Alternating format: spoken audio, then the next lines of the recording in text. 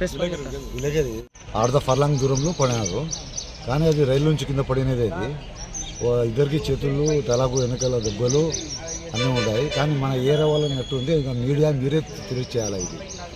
ఎందుకంటే మీ ఒపీనియన్ మీది బాగా. వాళ్ళ దగ్గర ఏమన్నా ఏం లేదు, ఒక బీడీ కట్ట ఉంది 30 నంబరు, ఒకటి రాజకన్య ఉంది, ఒక 10 రూపాయలు ఉంది. మొత్తం చెక్ చేసినాం. నా అనుమానం ఏమంటే ప్రశాంతి బండి అటు నుంచి వస్తుంది కదా, అక్కడి నుంచి బెంగళూరు పోతుంది ఔరాన్ నుంచి వచ్చి, ఆ బండికైనా పడాలా. వీళ్ళంతా మెట్ల మీద కూర్చుంటారు. నాకు మాత్రం డౌట్ మన ఏరియా వాళ్ళు కానట్టు ఉండాలి. పేర్లు ఏముండే అడ్రస్ ఏం లేదు కదా, ఏం లేదు. ఆధార్ కార్డు లేదు, సెల్లు లేదు, ఏం డబ్బులు లేవు. 10 రూపాయల కాగితం ఒకటి ఉంది.